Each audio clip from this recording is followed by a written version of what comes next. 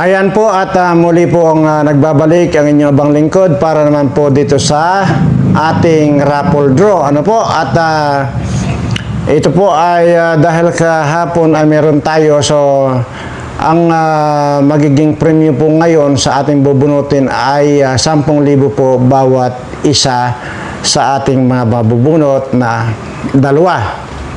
Ano po? So yan po at siguro kailangan ko pa bang magpaliwanag ulit doon sa mga nagtatanong kasi ay baka naman po pwede na pag may makakita pa po kayong mga tanong dyan, kayo lang po sumagot, ano? Yung sa nakakaalam kasi para nakakasawa naman po araw-araw tayo dito nagtuturo, ano po?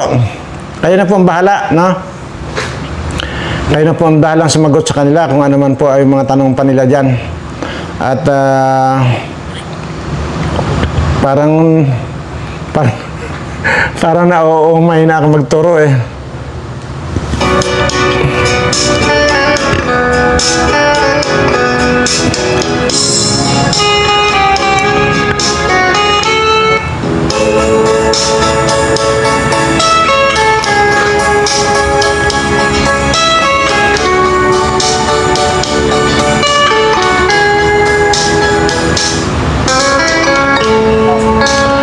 Ayan, at gaya ng dati ay muli ko pong ipinapahatid ang aking pagbati sa inyong lahat ng mga subscribers ko, maging subscriber ko sa Birana Live Studio TV at dito subscriber ko rin po dito sa John Birana Vlogs.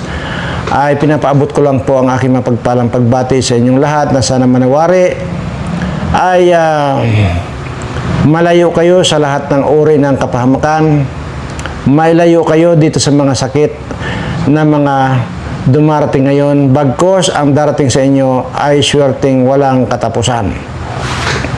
Yun naman po lagi yung aking mga sinasabi rito at yun naman po talaga ang totoo na pinagdarasal ko yun sa ating Panginoon na sana ay ibaba na at ibigay na sa inyong lahat yung matagal ko nang sinasabi rito, binabanggit dito na swerte para sa inyong mga subscriber ko. Kaya nga po kung hindi pa man po dumarating yung swerte galing sa ating Panginoon, pangsamantala po ay ako po muna magbibigay sa inyo ng swerte doon po sa mga mabubunot ngayon. At yan po ay barya-barya lang po. Hindi po natin kinukompetensya ang ating Panginoon dahil ito naman po ang pinamimigay ko ay galing din po yan sa Kanya. At wala po akong pag-aari, wala po akong pira, ni ano po, wala po. Lahat ng meron ako, lahat po yan ay galing sa ating Panginoon na ipinagkatiwala lang po sa akin. So since na sobra-sobra naman po yung kanyang binigay na tiwala at binigay na blessing sa akin or pinagkatiwalang blessing sa akin, ito naman po ang ginagawa ko para ibalik lang din po sa inyo na mga kapwa ko mga tao. Ayan po. So, kaya lang po dito ngayon dahil nga hindi naman po sa direktang galing sa Kanya, kundi dito po ay ako muna magbibigay ng swerte sa inyo, ay baka naman po pwedeng pakipindot naman po yung subscribe at pakipindot po yung notification bell at saka yung all para po pagdating sa araw na may mga malakihang gagawin po tayo rito ay manunotify po kayo sa pamamagitan ng notification. Kaya nga po importanteng pindutin nyo rin yung notification kapag kayo ay nag-subscribe. Ano po? At yun naman po ay lambing lamang po yun sa inyo. Pero kung ayaw nyo naman ay na mag-subscribe ay wala po tayong magagawa doon. Maaari namang siguro na kontento na kayo kung anong itsurang meron kayo ngayon. Kasi dito naman po sa akin, ang ginagarantiya ko, kapag ka nag-subscribe kayo dito sa dalawang channel ko, aba automatic po yan, na hindi lamang kayo gwapo, hindi lamang kayo gaganda, suswertihin pa kayo. Pero ang tiyakan na po dyan, once nag-subscribe kayo, makikita nyo na po yung pagbabago sa inyong mga itsura. Kung kayo ay maganda na ngayon, gwapo, lalo pa kayong gaganda at gwapo. Kapag ka naman kayo ngayon ay pangit, aba ay mababago na po yung kapangitan ninyo. Mapapalitan na po yan ang kagandahan. Ayan, yun po yung lagi ko sila sabi rito. Di ba?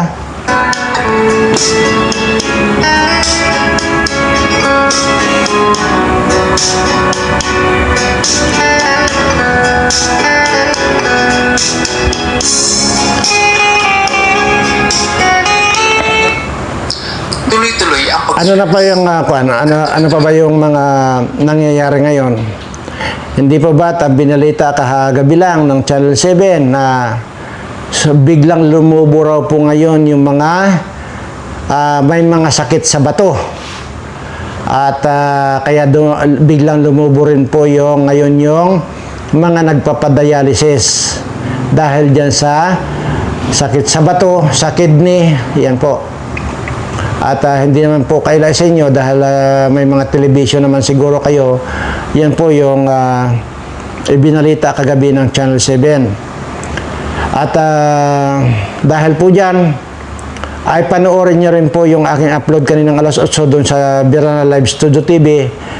Baka sakali na kayo ay nakakaramdam na ng mga sintomas nung sinabi ko dyan sa vlog ko sa Birana Live Studio TV ay baka makatulong po yon. At dito naman po kasi hindi po ako nagdi-discuss dito ng kung ano pa man, kundi ang lagi nating ginagawa lang dito ay mag-raffle lang po tayo. Dahil dati nung nagra-raffle tayo doon sa Birana Live Studio TV ay hindi pala pinapayagan ng YouTube yung ganon. At baka may posibleng isara. Pero dito, hindi naman tayo apektado rito dahil hindi naman tayo, hindi naman monetize pa itong channel natin dito sa John Birana Vlogs. Kaya wala po tayong dapat na katakutan or iwasan dito sa channel natin. So, ganun lamang po at sana po itong ating pinamimigay na ito na pa 10,000 bawat isa. Sana po ay makatulong sa inyo. Lalo't ngayon po ay pahirap ng panahon lalo dahil nga po yung gira dito sa Iran at saka itong Israel na kung saan po ngayon ay nararamdaman na po yung pagmahal ng mga bilihin dahil nga po dyan sa nagmahal na rin po yung mga gasolina, crudo, langis na yan. Ay yan po yung sinasabi ko na sigurado pong kahit hindi man po direktan dito ang gira sa atin, ay dyan po tayo mapapahirapan dyan sa mga bilihin dahil tiyak po yan, lulubo rin po yung pagmahal ng mga bilihin. Imaginin mo yung kwan ngayon, di ba? Binalita rin kahapon din sa Channel 7 yung mas mahal pa po yung kilo ng baboy kaysa sa baka. Di po ba? Ano yun? 490 ba yung sinabi na ano ngayon yung satyan, parte ng baboy satyan, ano ngayon, basta yung pong pang ihaw or pang basta 490 po yung kilo ng baboy na kung saan po ay mas mahal pa nga talaga sa karne ng baka. Yan na po yung sinasabi ko, di ba? Lahat po ay apektado. At dahil dyan sa mga girang yan, kaya talaga.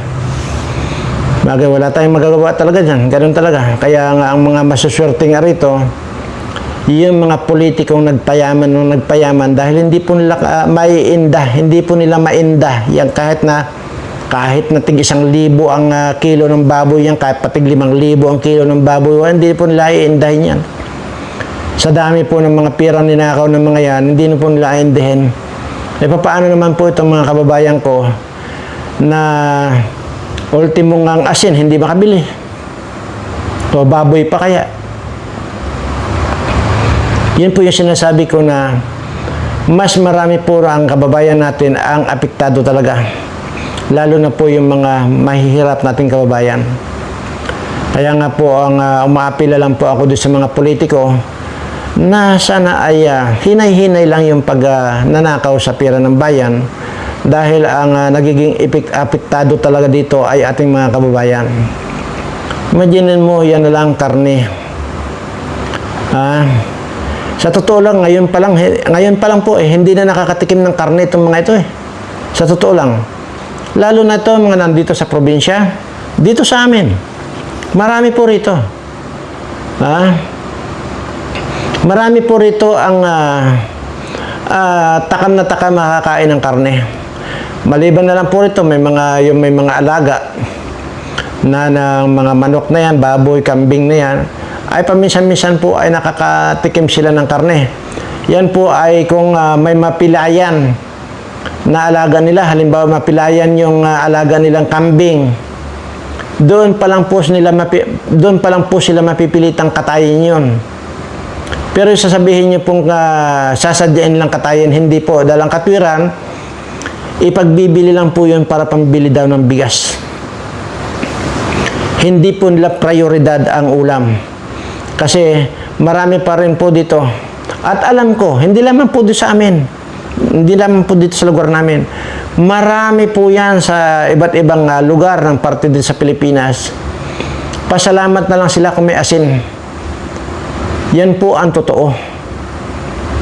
At pasalamat na lang sila kung may bigas sila. Oh.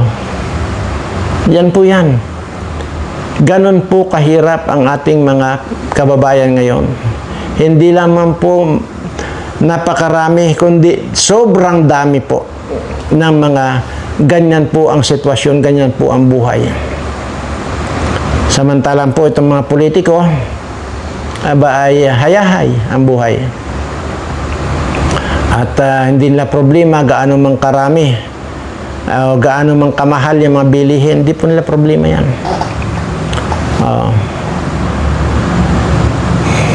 Grabe ano. Ganito na po yung kaya po ang sinasabi ko po rito. Sa totoo lang po itong mga politikong ito po yung lisensya nila. Kung gusto nilang magnakaw ng legal, abay pumasok po yan sa politika at para magkaroon na po sila ng lisensya na para magnakaw. Yan po yung lisensya ng mga unggoy na ito. So kaya wala silang pakialam kung ano man ang nangyayaring kagutuman itong ating mga kababayan. Wala talagang pakialam. Tingnan niyo yan.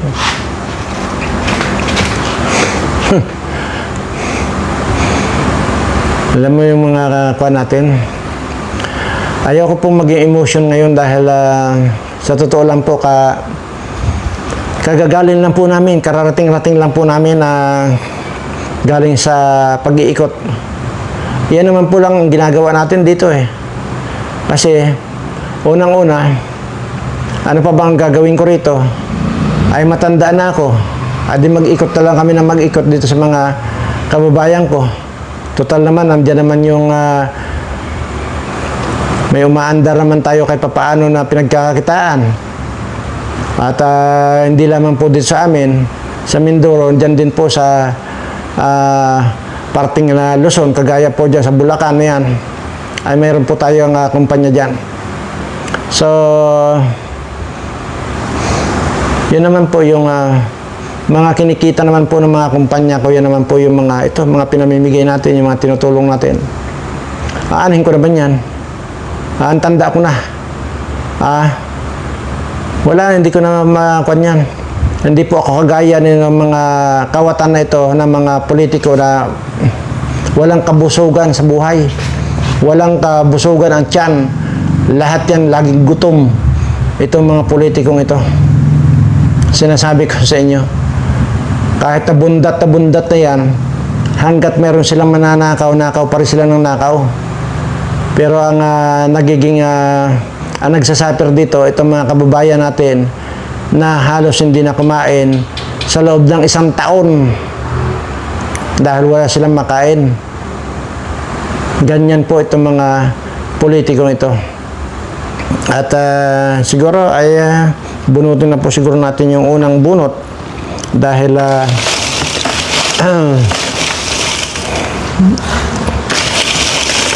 ayan. So yun pong papaalala ko lang po yung yung balita sa Channel 7 kagabi, na parami yung mga nagpapa-dialysis dahil sa sakit ng bato, kidney na yan at kung ano-ano pa. Dumarami para po.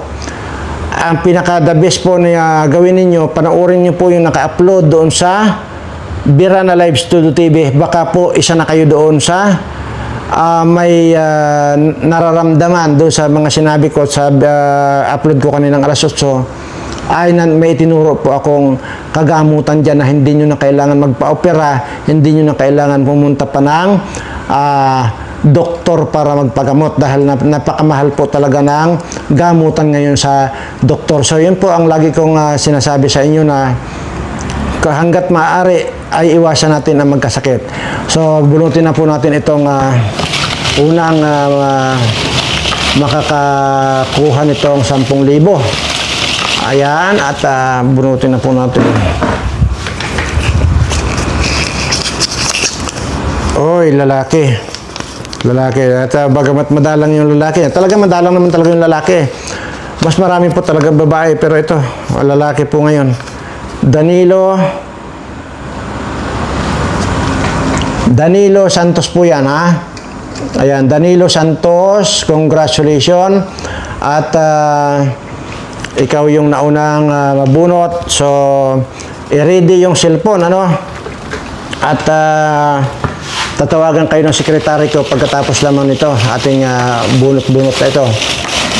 Para doon sa pagpapadala kung saan at kung paano ipadala sa inyo yung barya na napanalaw na ninyo. So, ito na po yung pangalawa para matapos na po tayo. Siya po si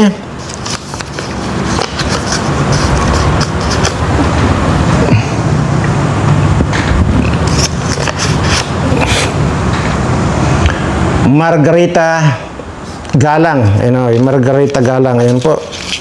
So, yan po siya. At congratulations sa inyong dalawa. At kahit pa barya-barya ay kayo ang nabunot ngayon. So, yung iba naman po na hindi pa nabubunot ay better luck next time. Baka kayo na po yung susunod sa susunod nating raffle. So, maraming salamat po sa inyong patuloy na pagtangkilik dito sa ating channel. At isa lamang po ang pwede ko sabihin, mag-ingat po kayong lagi. Dahil kaya ko po laging pinapaalala yung pag-iingat dahil mahal na mahal ko po kayong lahat.